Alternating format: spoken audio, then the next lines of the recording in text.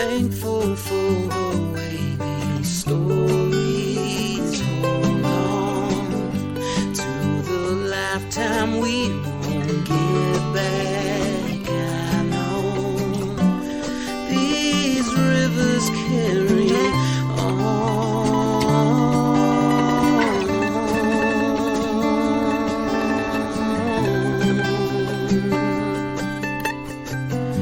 People tend to stick to you after time. Places tend to do the same as we do. This river carries on and on.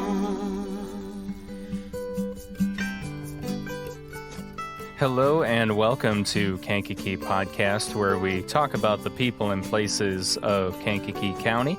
I'm Jake Lamore, and on today's episode, it's kind of cool. Now, this episode won't be coming out on International Women's Day, but we're recording it on International Women's Day, and our guest happens to be one of the many wonderful women making our community better in the county. So it just kind of worked out. It was not planned, but I love that it just all fell into place. It was like it was meant to be. Right. Wow. Thank you. So let's welcome Communications Director of Kankakee County, or at Kankakee County, Jasmyne Humble. Welcome to the show. Thank you. Wow. How are you? Yeah, I got to have the applause and everything. I love it.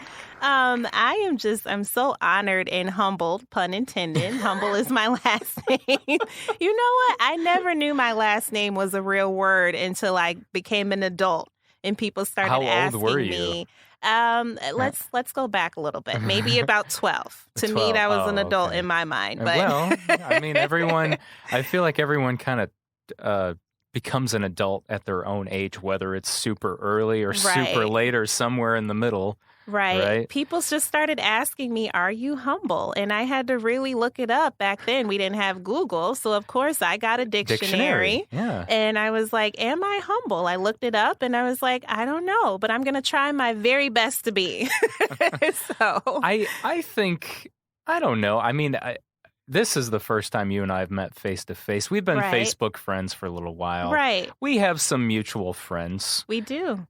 And the things I've seen you post online, I don't see anything that's like you're full of yourself or anything like that. It's more of like you're just embracing yourself. That's such a strong word, Jake. And I've never met a Jacques. So a Jacques. Yeah, Jake. I Jacques. love it. Some people may know the whole Jacques thing. Some might not. Mm-hmm. I know there's some that listen to this that probably know. But yeah, that's one of my many names. I love that. So, I get off subject, but it sounds like it's something from the Titanic, and I can respect that. So what from the Titanic?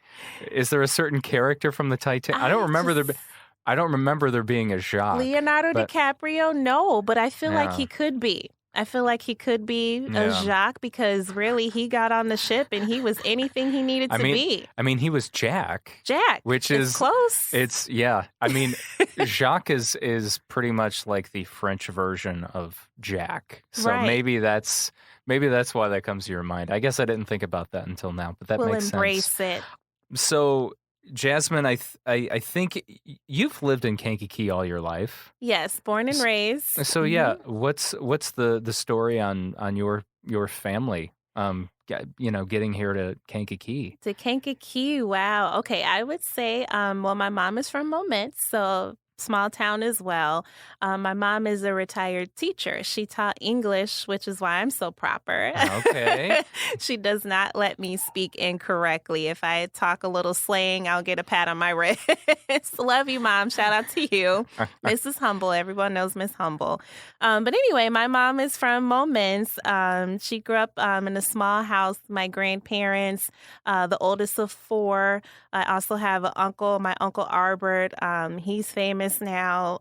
He's a jazz musician. Really? And what does he play? Trumpet. So That's he has an awesome. orchestra and he's always on the news and all in movies and commercials. But it's funny because our story starts so small.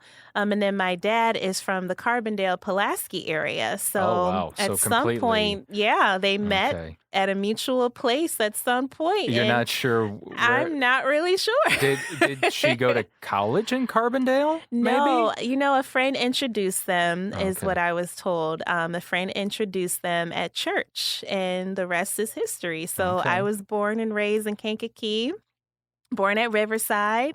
And since then, just I loved growing up here. I always thought that Kankakee it just has so much potential despite the narrative that sometimes comes with Kankakee. It's the people here for me, honestly.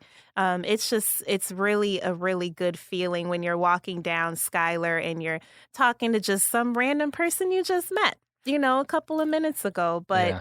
I graduated from Kankakee High School, was involved in a lot, love band. Shout out Did to you my play trumpet band. too? No, Or I did you played pick up from your? saxophone. Okay. So shout out to my band friends.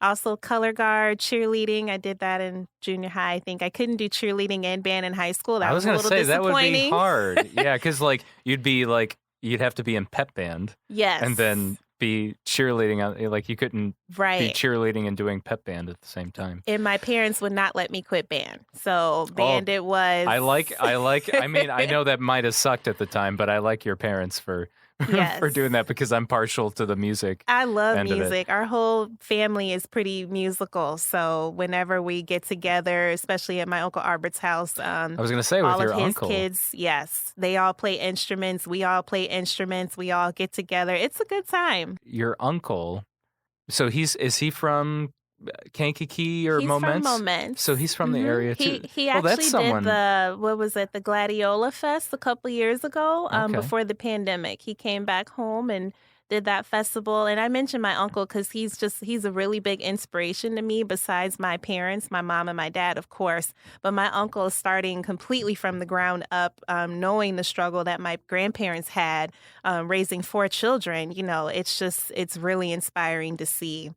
Talking about your grandparents, then this is in Moments, right? Yes. And what was the struggle for them raising 4 kids? It was a struggle. My grandpa is from Chicago, so he saw my grandmother coming home, and it's been history ever since. My grandma was the sweetest lady, God rest her soul, but everyone knew her in town for her gumbo, so she would have a line lined up outside their house, and of course, my mom and her brothers and sisters are upset, like feed us. You're feeding the whole neighborhood. But she used to sell her gumbo. She actually was in the newspaper at one point. But my grandfather worked really hard. He was he worked the steel mill. So Okay. he always wore his boots. So they knew when he was walking around the house, when he was coming home. Very hard, kind of strict kind of guy, laid back, but my grandmother just sweet as pie. Well, about what And time period was this when this they had were? to be in the 40s, 50s, because my mom Okay. was born in the 50s. So definitely back then, it was a struggle. I heard a bunch of stories about, a little bit of racism at that point and just how they, kind of overcame that. And they were just so filled with love. My grandpa, especially, he always made sure that everyone was provided for. My grandmother food was always on the table. And of course, things have changed now. Things are definitely different now. But, just knowing, being a minority family in the town back then, it was kind of hard for them. Are there any specific stories that stick out in your mind? I do remember one story that my mom tells me when they were traveling. They would travel at night because in the daytime, they would get pulled over a lot. And my grandma used to pack sandwiches and things because they were not allowed to eat in the restaurants back then. So they would have to eat on the road. They would have to use the bathroom on the roads. And I just remember my grandpa just going through all of that. This is what you do if you were to get pulled over. You didn't do anything wrong, but just know that, we have to travel at night because it's safer. So yeah, your grandmother, did her family come? How did she come to Moments? So she ended up moving to Moments when my grandfather got his job here. Some factory, I don't know the name, but he was, again, a factory worker. He And there was always several worked at that time. several at that time. And Yeah. at one point he was working on the railroad. I mean, my grandfather, he kept the job. He was a hard worker. I wish I would have met him. He passed away, unfortunately, when my parents got married, so I never got to know him. But I've just heard so many stories about just the hard worker he was. He believed in fairness. He believed treating everyone equally. And he was a really cool guy. I also heard that he loved cars. So he had 3 cars and a horse. Wow, 3 cars and a horse. Random, I know, but What, no camels? no camels. No not this donkeys? time. No, So- what else can you ride? Yeah, an elephant.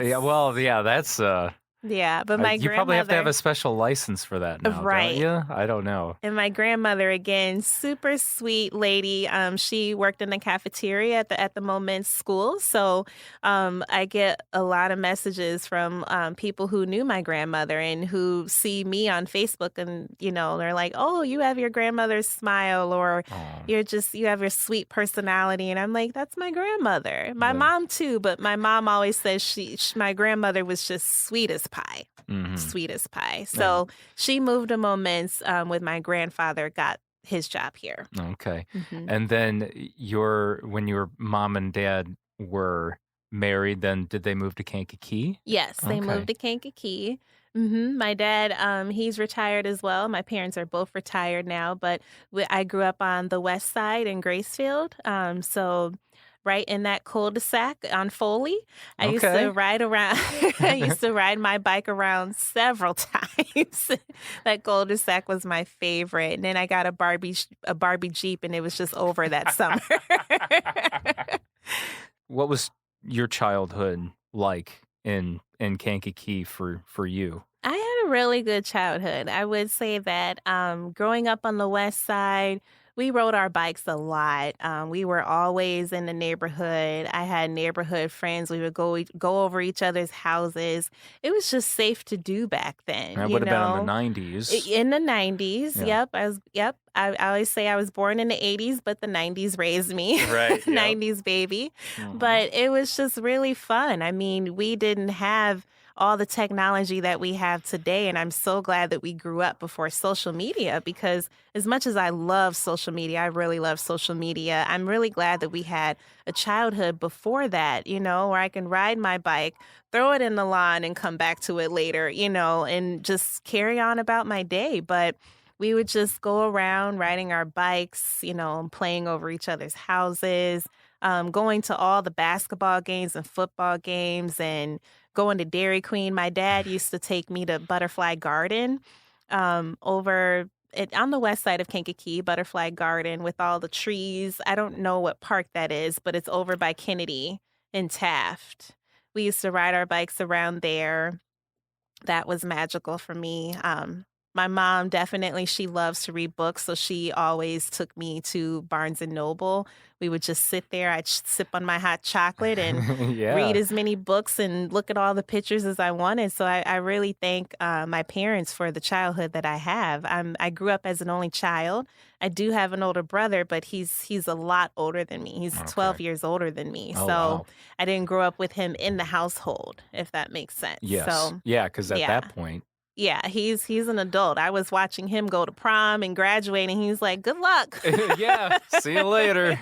But I love my big brother too. We are very close. But yeah, so growing up, I had to, immediately make friends, because growing up as an only child, there were no play dates set up back then. So I'm very talkative. So it was pretty easy for me to make friends.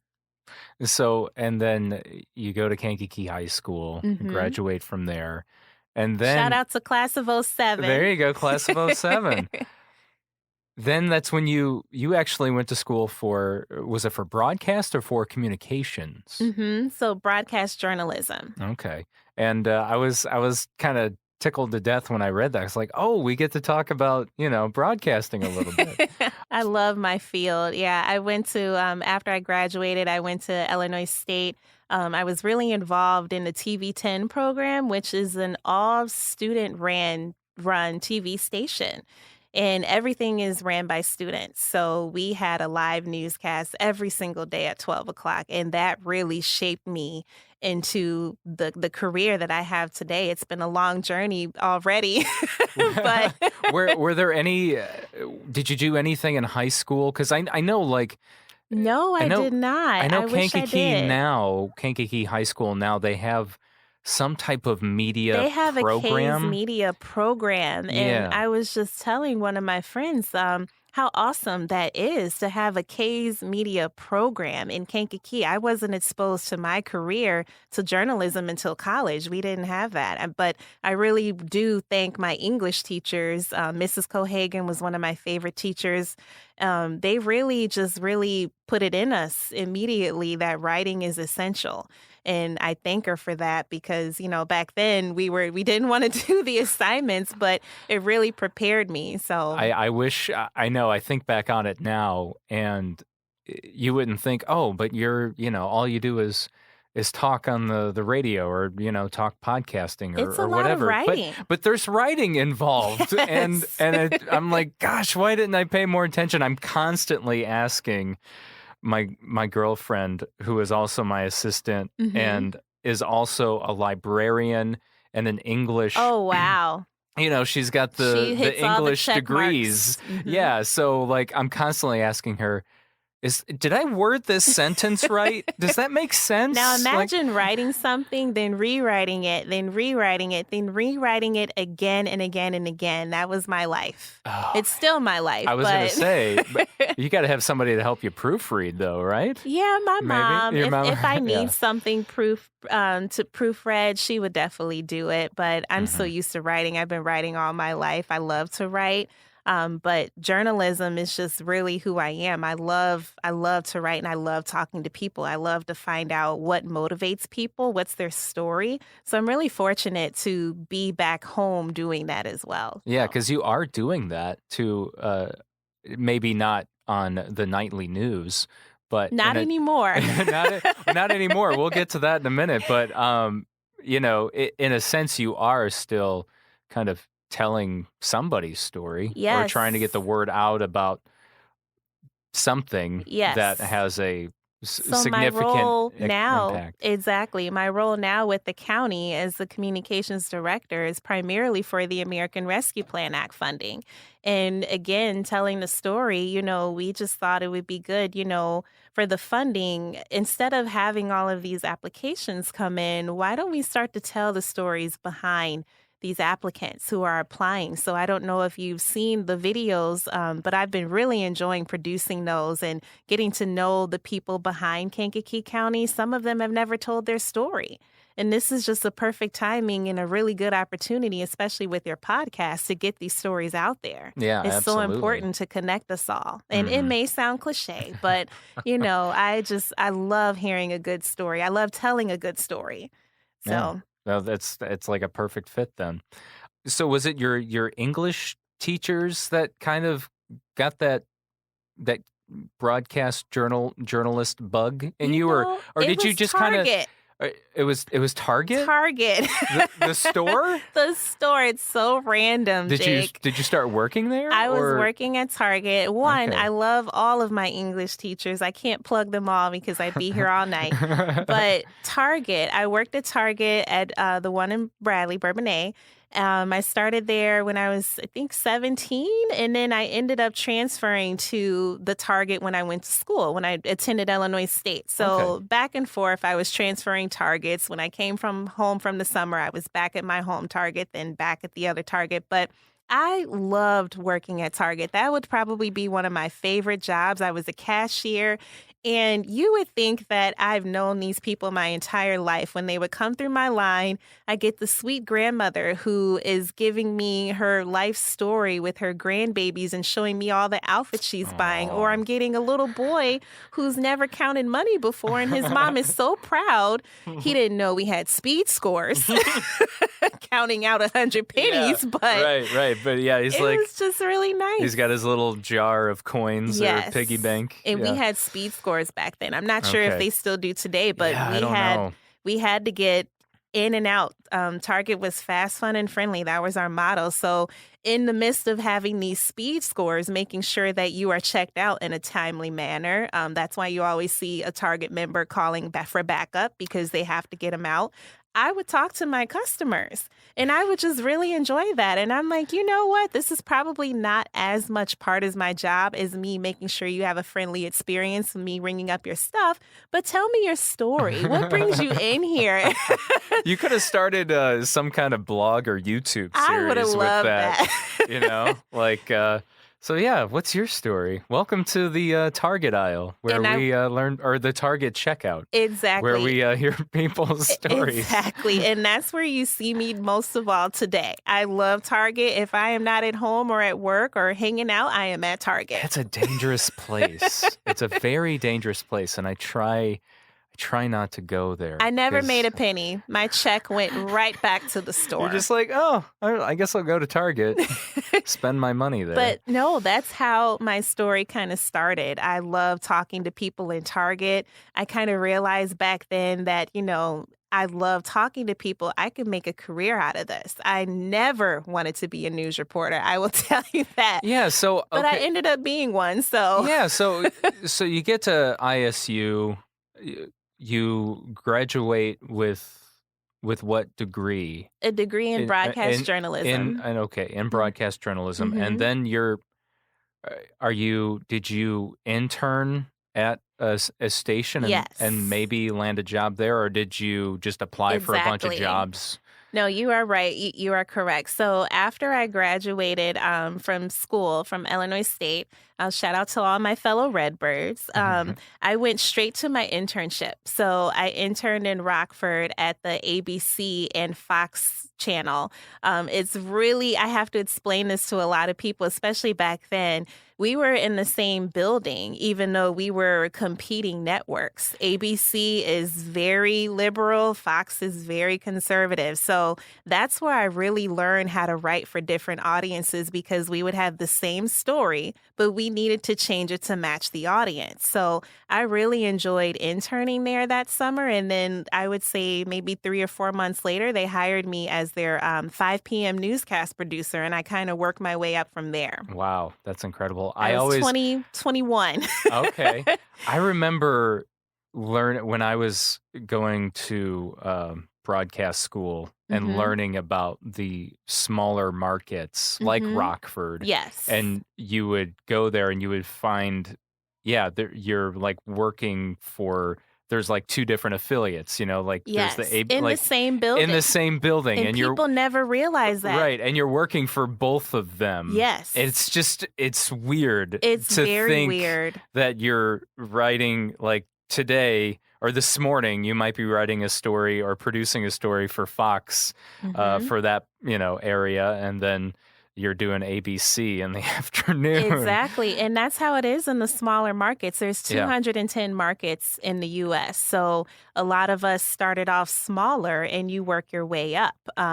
Chicago is market number 3. So when people always ask, well, why aren't you ever in Chicago? And I said, it takes years to get to Chicago. And I preferred not to wait that long. I wanted to do what I wanted to do now. Yeah, I mean, I'm sure this was nailed into your head like it was me. I kept being told, you got to travel around. You got to travel You around. have to move. I've moved at least 3 times, Okay. working in television news, maybe twice. Maybe I'm exaggerating because it felt like 3 times.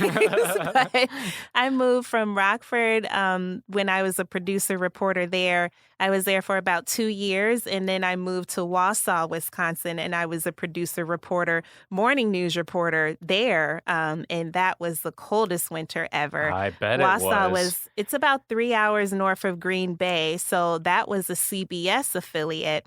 And again, the audiences were just really different. So you learn how to work and talk to everybody and Is that figure everyone out. And Would that be about the same size market as Rockford, or is that it a was little a little bigger? higher. It So was that was a little Okay. bigger as far as the numbers. I can't, don't quote me on this. I think it was in the 100, like 110 or something Okay. like that. Okay. Rockford was about 123-ish. A lot of us were hired straight out of college, you know, Right. so we're all moving around trying to figure it out. And you know, a lot of my friends who are still in news, none of them are not really liking it or enjoying it anymore because news never stops. So that's one thing that you have to really prioritize is, do you want to work in news or do you want a family?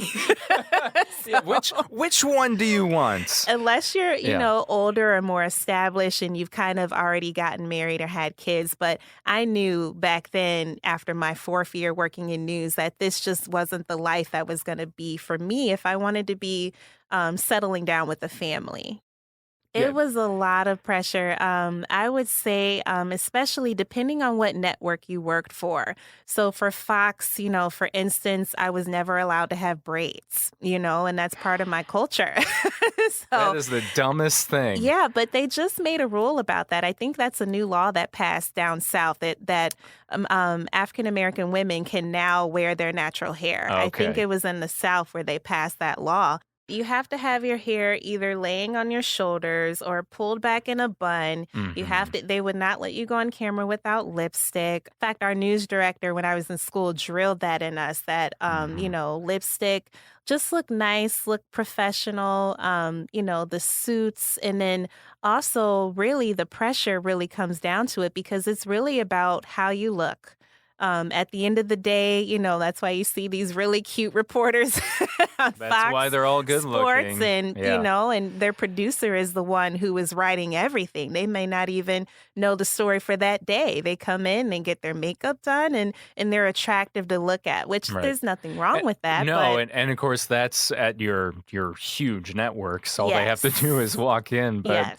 even a lot of the people working in the Chicago market are having to do more and more on their own. Yes, and it was all on our own, especially in the smaller markets. That's why I know how to write, edit, produce, All the film, above. all Yeah. of the above. I'm a multimedia journalist because I had to be. I didn't have a photographer going with me to every story. That doesn't come until you get to the top 50 Yeah. I was going to say, market. so when you were in, obviously, definitely when you're in Rockford, but when you went to Wisconsin Mhm.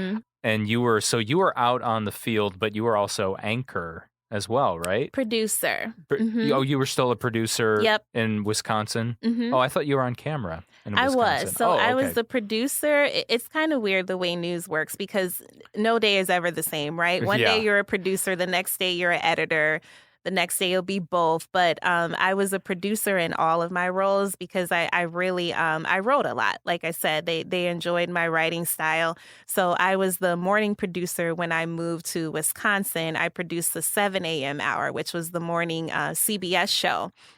And then after that, I was a reporter. I did segments. So I would Okay. do like lifestyle segments, class of the week, entertainment. Here's your entertainment news. And then I have to be back in the booth after commercial because I'm producing the same show that I'm reporting in. So it is very around the clock. I always tell my friends if I could do a reality show just behind the scenes. So much happens behind the scenes. I mean, you're literally scrambling at one point just to get your story on the air to where it finally comes and then you're like, oh, that was it. I worked all day for 30 seconds of my story to make the top snooze. Yeah, your what do they call it? A news package, yes, right? package or a VOSAT. So a VOSAT yes. is video sound over tape, which a VOSAT, it still exists, but now we don't use tape. So sound over tape is an older term, but a VOSAT is just 20 seconds of video and then a 15-second reaction. So you and I talking right here, and it'll be a lot of VOSATs. And I realized that, talking to people, and that's where I realized that I needed to do more, because I would still want the whole story. 30 seconds a minute just wasn't enough for me. No, absolutely not. So I would still want the story. I had a hard time cutting a lot of my stories down. And while it made really good feature pieces and my stories still made the air, especially producing and all of that, I just realized that I was more passionate about community. Even back then, I wanted to know the community stories. I wanted to get out there. So it really drives my passion for community. It's a really small team, so you become like family. I truly miss my coworkers. Again, we're all in different cities now because, again, you move a lot. But we still talk, and we have our Facebook/social media reunions where we connect. But unfortunately, we haven't had a chance to connect in person in a while. Sure. Mm-hmm. So you go from Rockford to Wisconsin, and then where did you go from Wisconsin? From TV? Wisconsin, I moved back home. So after I had a moment, this was the moment that I knew that, okay, as much as I love the field of broadcasting, I really enjoyed what I did. I love being a news reporter, love talking to people, producing, all of that. But I realized the moment that it was a really unfortunate story. I remember like it was yesterday. A little boy was shot. And I called the hospital just to check on him. In the hospital, they were like, well, it was like, what's your name? I said, Jasmyne Humble. They said, okay, well, are you family? Are you related to him? And I said, no, I'm just checking on him because I was writing a story on him. And even though, I do have an update for the 6 o'clock, I was just checking to see if he was okay. This was like right before the newscast. My news director, he said, why did you do that? And I said, because I'm human. Yeah. And he said, it's just not protocol. And again, I'm young, I'm fresh in the field, but they said, well, if you're not family, we just can't release that information to you, which I understood. But again, I'm thinking like, this is my little brother, my nephew. You're not thinking as a news reporter. I was not thinking as a news reporter. Yeah. And I think that's where I had to separate myself and realize, because my news director, he said, well, unfortunately, we have to move on to the next story. Did he pass away? And I said, no, he's still alive. Next story.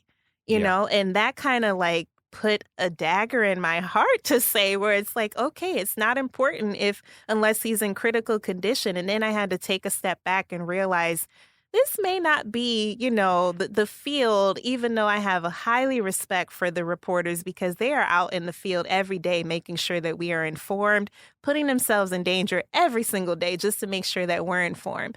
I love the media industry, but I knew back then that, okay, I'm a little maybe too bubbly and I have a big heart and maybe I need to be more community-based, because I was about to be in tears right before the show. And I'm like, I can't do that. Yeah. Much respect to the people who work in news today. I highly respect it, because it's a field where it's really challenging, but I'm really glad that I did it. And I had my 4 years in news, and because it really shaped who I am. It made me stronger for sure. So you finished up in Wisconsin. You came home to Kankakee, and where did you go from there? You're like, okay, what do I... I'm not doing news anymore, for sure. News is out the window. Right. Right. What was next? So next story, funny story, actually, another one of my favorite jobs, Indian Oaks Academy in Manteno. Okay, yeah. I worked there for about 4.5 years. I didn't get a job right away, but they hired me on the spot. And I'm like, okay, God, if this is what you want me to do.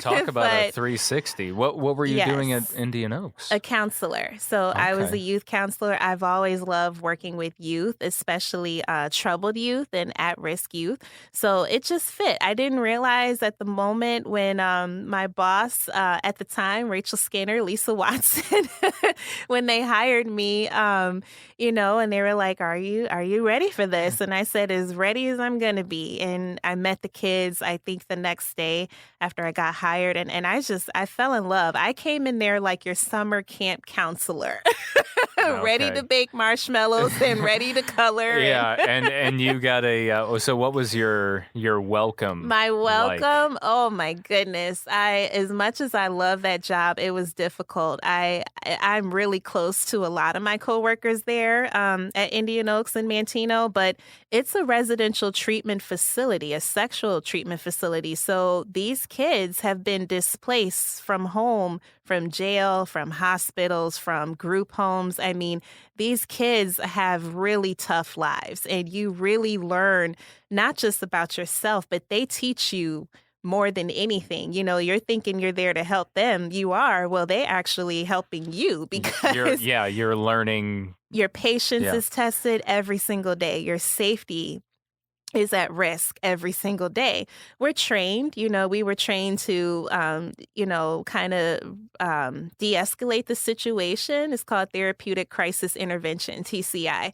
Every 3 months or so, we would go through TCI, and our coworkers became our family. But working there, the kids just really touched my heart, because some of them have just experienced just awful things that you would have never thought, coming from a 13-year-old or a 15-year-old in their backgrounds. And then, they're trusting you to get them through their everyday routine. And some of them, if they're not in that everyday routine, then they can spaz out because they're used to consistency, and they need discipline and consistency. Like most of us do, we need a routine.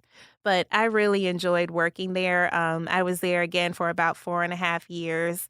And then I got back in my field with the mayor's office. Okay, so that's where you got back into public Relations. communications, public relations. hmm What's a story that that you still carry with you from Indian Oaks? From Indian Oaks. Oh goodness, Jake, there's so many. I'm sure there are. I just, I was born and raised In in Mantino, Mantino? and Mhm. on like not that far from Indian From Oaks. Indian Oaks? I didn't Okay. live in the subdivision that is, like literally right next to it, but Right. I, And the golf course is right there. yeah, I Mhm. didn't live in Diversitech, but I was like a mile away. Okay. My family still does on the east side of Mantino. So, Mhm. I mean, I've always been curious to hear more about that place Mhm. and Well, one, I about just want to say that it's not as bad as it seems. that's kind of what I thought. When people say Indian Oaks, they kind of like, oh my gosh, you used to work there? And I'm like, these are kids at the end of the day. They are youth, and we were all there at one point in our lives. They've just had a different experience than we have. But I would say the kids there, they really know how to have fun. They are youth, So we, as counselors, we had to figure out how to not keep them. They couldn't be bored, because if they were bored, they would get into trouble. Yes. And that's when you saw the fights, the escalations and things like that. But as staff, we banded together, and we honestly knew how to de-escalate the situation. We would get on their level and really talk to them. A lot of them just really need, and I don't want to sound like Mary Poppins here, but a lot of them just need somebody to listen to them. I cannot tell you how many, especially the girls, working with the girls and sitting down with them, and they would say, Miss Jasmyne, you're the first one that has actually listened to how my day went today. And that means a lot, because I didn't think anyone cared. I had a girl tell me that she never looked anyone in the eye. She didn't know how to make eye contact with someone because she never felt good enough to look someone in the eye. So we had to work a lot on life skills. We had to work on not just life skills, but self-esteem, and really having to having a positive, healthy relationship. What does that look like? Because a lot of them struggle with having appropriate boundaries. So we used to have to say things like, okay, boundaries, give me a side hug, not a front-facing hug. Like little things like that we don't even think of. But I would say my favorite memory there is we had a barbecue, and it was just the first time that I saw them in like a childhood-like form, like how we grew up. We got water balloons, all the works, the food. The kids were just happy to go to McDonald's. So when they're on their best behavior, they get to go off campus. Yes. So they get to go to movies, the mall, out to eat. And I remember taking 3 youth to church, and then we went to McDonald's. And they were so happy to order an ice cream cone. But they didn't know how to order it because one of them, again, she didn't make eye contact with them. So I'm teaching her, look her in the eye, tell her what you want, and pay your money. Here's your money. Another girl just loves ice cream. So she was just excited to get the cone. Another girl, worried about the apple pies not being too hot. I don't know. But it was never a dull moment working there. And they really remind you, again, we're there to help them, but they remind you who you are. They kind of, we come in and we may not have had the best night before or the best day, but we have to be on our A game for them. It's kind of like having kids. So you always have to be on your A game, but they know, and they would joke with you. I remember coming back from the mayor's office. I was working there part-time. Still with the mayor's office on the weekends. I was at Indian Oaks part-time. Oh my gosh. I came back and I had 2 phones. One was my work phone, and one of the boys, they're on the court playing basketball, and they're like, Miss Jasmine, oh man, you got 2 phones now. You doing it big now. And I'm like, this phone. But they pay attention. They pay attention to your habits and how you carry yourself. And it was really rewarding to work there. And I honestly miss it so much. You become like a parent to them. Well, they might, someone from Indian Oaks might hear this. They might give you a call. Be like, hey, you can come back anytime, They want me back, but they find us on Facebook. I would say they will always find you. Even the kids who you didn't even realize even knew your last name, they will somehow find you on Facebook and press send a friend request. But I always tell them, I have to keep my personal life separate just because of the boundaries, because I was once your counselor, but you can always message me. I always reply, and they message me. Believe me. I believe it. I believe it. Oh, yeah. Yeah. And I would hope some of them, when they are messaging you, maybe it's so many years after the fact that they're out of Indian Oaks Academy. They're older. Maybe they're on their own at this point. A lot of them are. Yeah. A lot of the kids that I had while I was there are not there anymore. Yeah. They've either moved on to the next facility or they're independent. Mm-hmm. We had some, go to college, which was a real success story. So. Yeah, I know. And they've, since I've been a kid, they've really, built onto that facility. It seems like they're adding to it every day. I don't know. Yeah, well, I know like in the last 10 years, they've built like apartments that they could transition into. It was called the TLP. So they had a transitional living program, and those were your older students, and they go to school there too. They live there and go to school there. So you have your older kids who were 18 to 21 in the TLP program where they live there, but they also are responsible enough to have a job, outside campus. But they had a phone and they would have to check in with us, every hour or so. And I thought I think it's great to hear that program exists. Yeah, it definitely prepared them for the real world, but there was still so many things that we had to share with them, like, just get ready. Yeah, obviously. Right. But it's, every little bit helps. Right, because they're teenagers, you have to shape them the best way you can, but at the end of the day, they're going to make their own choices. So. Yeah.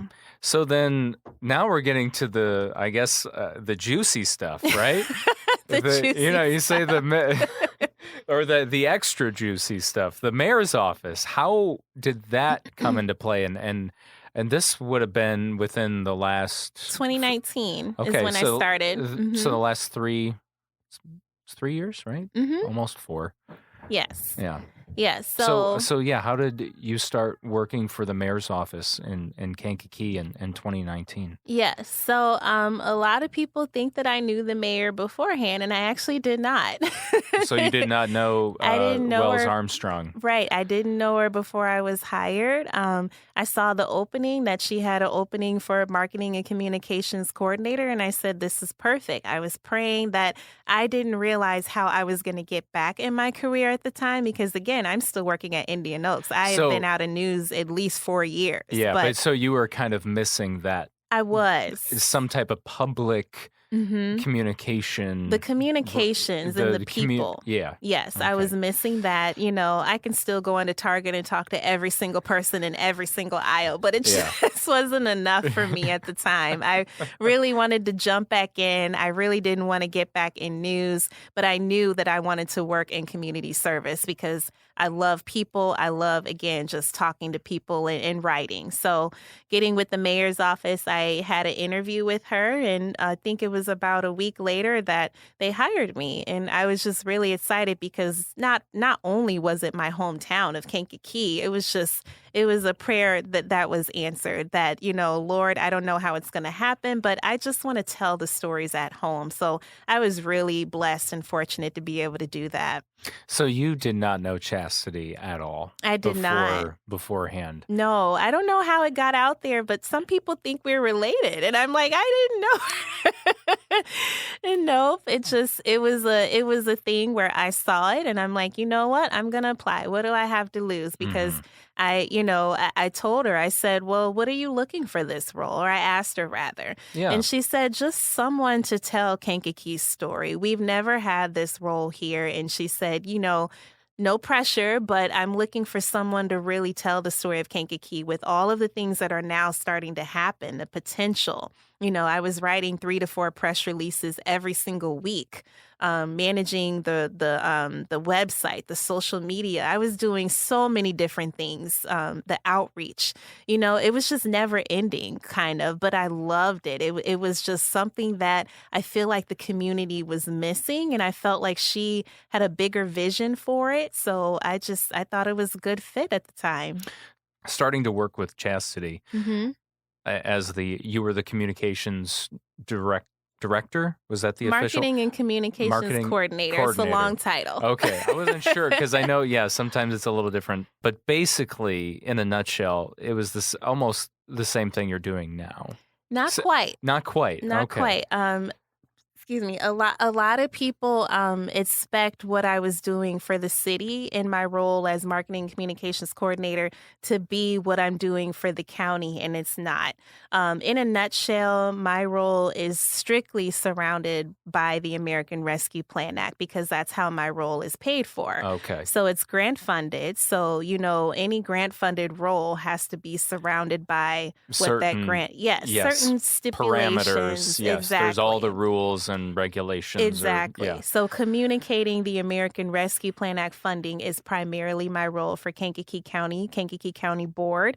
And then my boss now, Chairman Wheeler, also has a bigger vision as well. They share that kind of having a bigger vision of telling the story of Kankakee now the county, you know. Yes. So I do miss the role being a little smaller where I can focus on a little like one area, yes, like the city and not the whole county. Right. But I love what I do. And I tell people that all the time. While these are new roles, you know, I feel like there's a lot of eyes on it because it's new roles, but it's also a good opportunity for it to be itself. And no matter who's in the role, it needs to keep going because there's always going to be a story for Kankakee County. So when you were working with Chasity and her administration, what was that experience like for you? What were some of the things that you took away from that experience? Yes, just the importance of community outreach. She was so passionate about hosting an event, if not once a month, every other month. I mean, we were in the community every single day, and I really enjoyed that, even though it was really tiring because we had a very small team. She was passionate about, okay, what are we doing this month? It's Women's History Month. What event are we doing for this month? Next month is going to be Hispanic Heritage Month. There's what do you something guys every have month, planned? something every day. Yeah, so our team, we were very small, but we got a lot done. I mean, we were in the community and the community outreach, and it was just very it was just ongoing, and I really miss that because it was just like, it was genuine. People expected, like, okay, this is what's coming this month. They kind of look forward to it, and talking to the business owners and, the pride that we had surrounding Kankakee and all of the fun things that were happening at the time, a lot of the groundbreaking projects. It was all starting to come together. Yeah, because I mean, the riverfront, the East River Walk project, that started when Chasity was still in office. Yes. So another thing it was very passionate about. So again, working with our smaller team and just getting the word out. That's what she was all about. She did, no matter if it was good or bad, she always wanted the word to get out. Sometimes it wasn't always good, but that's, unfortunately, news is not always good. Yeah. And but I know she was passionate about getting it out there to let the people know. I guess I'm just curious to hear from the inside is some of the things that people gave Chasity a hard time about. What was that like on the inside? It was hard because, you try so hard, and I can't speak for her, but I know she tried, she was in the office every single day, sometimes till 8:00 at night. And I remember Jim Rowe. Yeah. And I could swear it was Jim Rowe. It was somebody. If it wasn't Jim, I'm sorry. I remember someone posting like a photo of her being, and it was like, it was like super late at night. She was still at her always working. Her office. Yeah. It was just hard because when you're so passionate about something and you want something to be great, you want the people to be excited about it.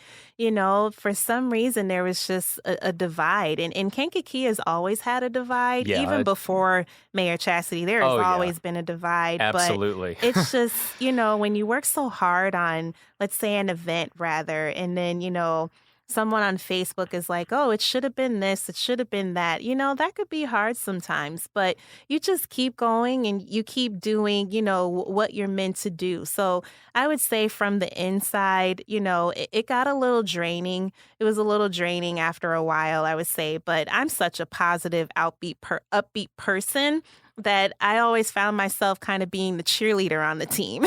Like, we can do this, don't worry, because you're never going to make everyone happy. And that's actually what I learned at Indian Oaks. I think Indian Oaks prepared me for the mayor's office because that was a tough job, but being on the inside and seeing, and this is as far as like with any administration, local government is small. A lot of people realize they think or they realize that these teams are so big, and it's not. You may have like an office of 2 people or 5 people trying to carry out an event, or one person even, where you don't have a whole marketing team. You don't have a whole outreach team. You have the mayor's assistant, an outreach person, communications person, and then the ECDA does a great job too as well. Yes. So even with that, our small team, it's just hard trying to get all these things going. It's a lot of work, but when you do it, it's like, oh, we did it. We pulled that off. But from the inside, and again, I would say with any elected official, can probably relate to this. I'm not an elected official, but, just seeing, how draining our days could be, because you're really wearing the face of the public, because at the end of the day, you just want to do the right thing, and again, like you said, everyone has their opinions in politics, and you kind of have to separate yourself from that. So working in the mayor's office, or really in any elected official's office, you have to take yourself outside of that office and just be who you are. You get pulled into a lot politically. I know people have seen my name in the paper for whatever reason. You get pulled into some things sometimes because it is politics. But Well, I mean, yeah. you were part of Mayor Wells-Armstrong's administration, so that's probably why, right? I mean, hmm probably why you got your name, or actually, you probably still get your name pulled into things Yeah. because you're working for the county now. And it's not, it's never an elected official's fault. It just comes with the territory. I tell people all the time, it's nothing that she did wrong. It's nothing that anyone did wrong. It comes with the territory. And I had to realize that after a while and luckily I have the best family and friends who kept me grounded and supported me 100%, because a lot of them were saying, well, why are you doing this? Like, why are you it's like you're just, all of you who were working under her administration just taking lash, and it's like we do it because we love our community. And, it has its ups and downs, and anybody working in the public office can say that you're not always going to have the approval of everyone. But what about that one person that you did make a difference, in their life? We had a lot of people show up to events that would be like, oh my gosh, this was great. Or can we have more of this? Or where are you going to be tonight so we can hear this update? So we had just as many people who wanted all of that, as well as like the people. It was just like a balance that you had to learn how to find. But working in the mayor's office, I would say our team was very close. We had to be. Yes, absolutely. We were a tight-knit family, and we still are, and even working in an elected official's office today, same thing. You have to separate yourself from the actual role and just do the right thing. And I really believe a lot of our elected officials are like that as well. They're not just because they're elected, but at the end of the day, they're trying to make a difference. They're Yes. trying to change something. So I just tell people, sometimes we just got to lay off a bit and just, relax. And I never want to lose myself. I never want to lose who I am as a person. And, not to sound cocky, but I love who I am. And I don't want to be identified as, oh, this was Mayor Chastity's, social media girl is what I was called at one point. And it's like the people who know me, from the area, they're like, that's not Jasmine at all. You don't know her. Yes. So you really have to separate yourself from any role that you're in. And I would say working for Chairman Wheeler now, it's the same thing. He kind of has the same vision as well, as far as like, okay, our story needs to be told. That's what he told me when he hired me. We have a story to tell. And I think at the end of the day, no matter our differences, I really feel like we all feel like there's a story here to tell. And Kankakee is so unique. Kankakee County is so unique that no matter who's in the role again, that story has to be told, because we have younger generations who are looking up to us, and it's up to us to carry that legacy on. So you've mentioned a few times already, your job is specifically funded by a grant. Yes, which the has- ARPA funds. Yes, the ARPA funds. So Mhm. what is that money being put towards or planned to be put towards right now? I know Mhm. some of that has been announced. Yes, right? so Kankakee County is really one of the only counties in our area to be moving so quickly on the American Rescue Plan Act funding. So with that being said, Kankakee County received $21 million for the COVID relief funds. Most people know it because they received stimulus checks all under the same package. So they've already allocated and distributed about $4.5 million now out of the 21, in helping business owners who experienced the hardship, nonprofits, non-governmental units such as park districts, fire protection districts who didn't receive anything. So really the money is to help us recover from the COVID-19 pandemic. But I will say the Kankakee County Board has been very to do their due diligence in getting this money out there quickly into the hands of those who need it. And communicating that has been really good because the people know about it and they know how to apply. The applications are on www.k3county.net. And it's a process. You have to turn in your supporting documentation, but they're doing really well with the whole process, I would say. So that's still ongoing. People can still apply. It's to ongoing receive. the money has to be allocated through 2024. And then it has to be spent by 2026. And all of the cities and towns receive some type of ARPA funding. So I always tell people who say, hey, I heard you're doing this. It's like, no, that's the city. This is the county, this is the county, yeah. Understand the difference because there's a lot of overlap, which I'm still learning, know. So. Now, what are the stipulations, though, with the funds that the county does have, the ARPA funds? What can they do with it? What can they not do with it? Who can they give it to? Who they? I know that's a part of the application process, but I'm just curious. So it's really funded. It's our federal dollars, obviously. So with the federal money comes federal rules. So the U.S. Treasury actually established the guidelines for the ARPA funds for everybody nationwide, so they can use it to address negative hardships, negative impacts.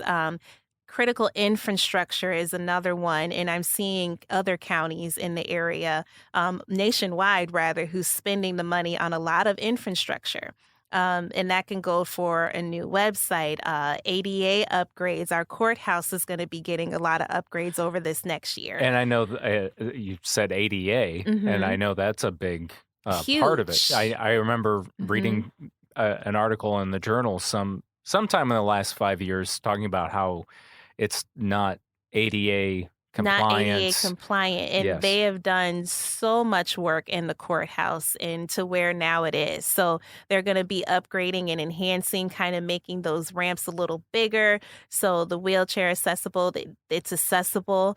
And then just really making sure that everything is right. That's what the money is for. So things that they can't use it on, for instance, are things like pensions or funding something that did not address a COVID-19 hardship. So we make it an application to where it's like, hey, I need this money for this, but it has to be tied to the COVID-19 pandemic. So that's what we try to educate what the ARPA funds are for. Can it be used for, I know you've said infrastructure, but like roads, like it can, depending on, how... Or bridges or overpasses. Yeah, all of that, I wasn't sure. Yeah, all of that falls under infrastructure. And again, I've been kind of keeping track of what other cities and towns are doing. And you're seeing a lot of it go to infrastructure and then the other half going to businesses because the businesses are the ones who kind of fund the economy. Right.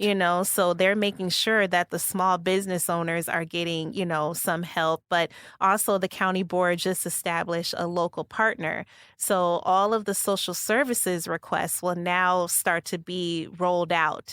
You'll see that within the next couple of months. So it can be anything. And this is where we have some flexibility because it could be anything where it's like, hey, I had a business startup. Fortunately, the pandemic happened. I need some help, but I'm unable to show a loss right now, but I need some help. Things like that could possibly be some of the things that Recon Family Services, Dwayne Dean, they're the new county partner on Schuyler. So that's going to be within the next couple of months, a community needs assessment will happen to see where the needs are and where can we partner, because there's going to be some partnerships with the city, the different townships. There's going to be a lot of overlap and a lot of partnerships. What are some of the businesses you've learned about from these applications? Because I imagine you read these. Do you scan these or who's So it goes through our finance department because our finance department is really the ones that are going to determine your hardship by looking at your supporting documentation, such as your tax returns. But I do get to read some of them, not all of them, but all of them do get to go. All of the ones that are up for, let's say, discussion, if they make it to the agenda, then it's all public. Of course, not their information, but we get to read the fact that Joe's. I don't know, cotton candy business or whatever. Right. I don't know. Right. And it's it's really interesting because, it makes you think about some of these problems probably existed even before the pandemic.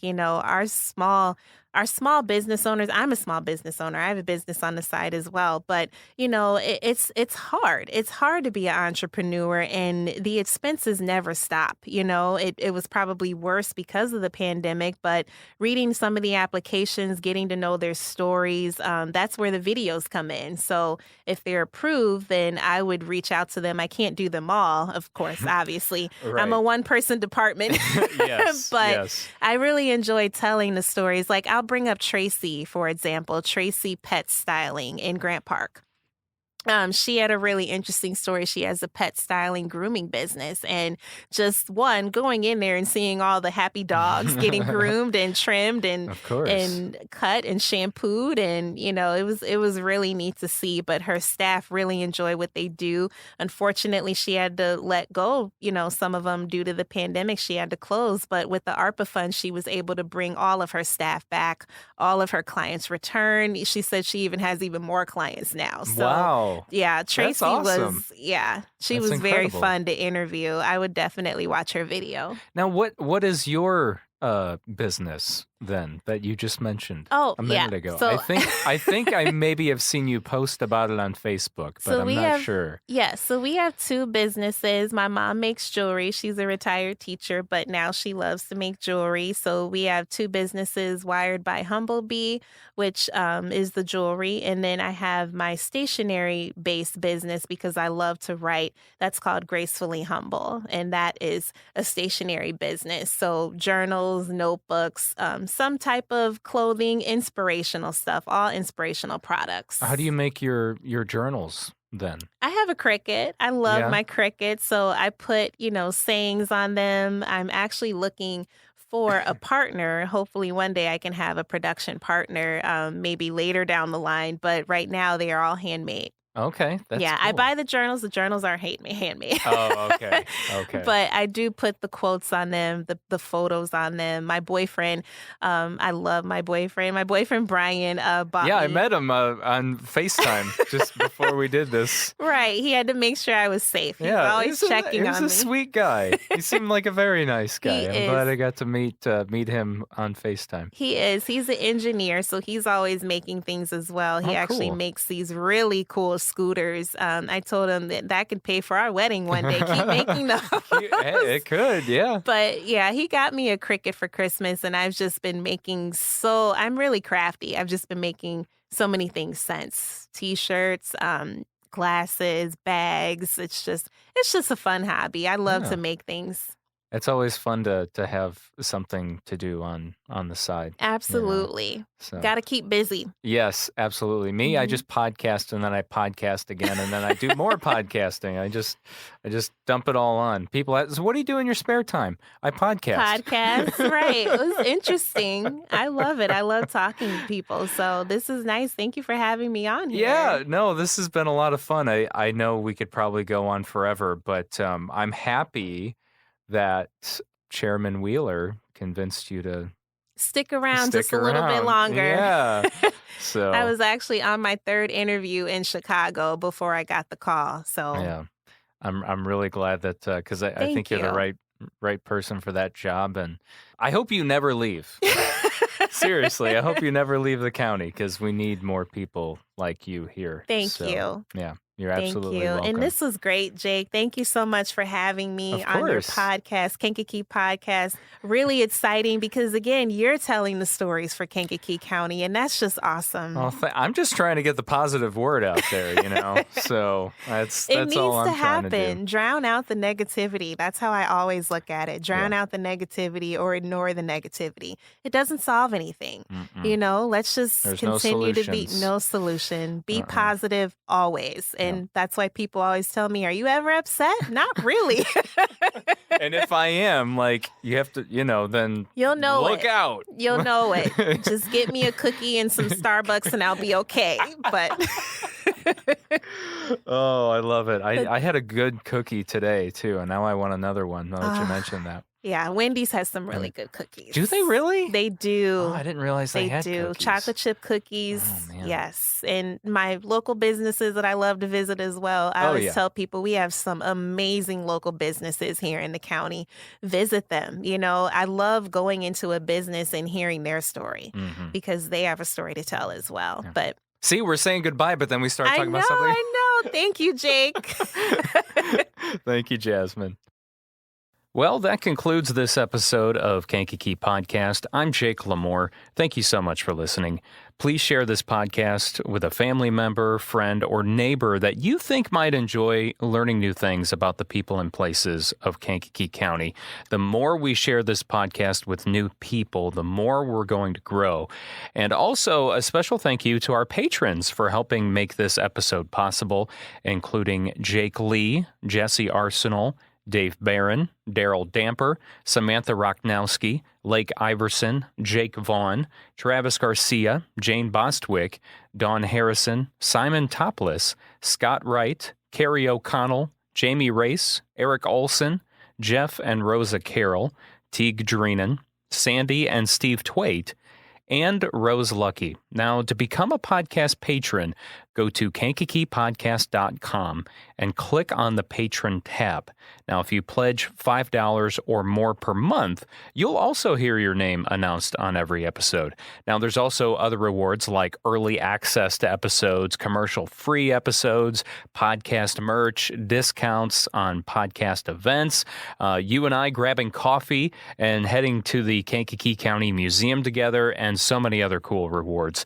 Now, our monthly pledge currently is our goal, I should say, our monthly goal right now is $400 per month, and this just helps cover the costs of the podcast. But also, I'm trying to launch a new YouTube series called Kankakee Podcast Out and About, where not only do you get to hear about the people and places of Kankakee County, but you get to see some of these places, actually see inside some of these cool places in Kankakee County. So that would be the whole point of this YouTube series that we would do once a month. So please sign up for our Patreon program today. Even if it's just $1 a month, it really does go a long way. You can do that at KankakeePodcast.com. Our theme song is by Lupe Carroll, and I'll talk to you next time.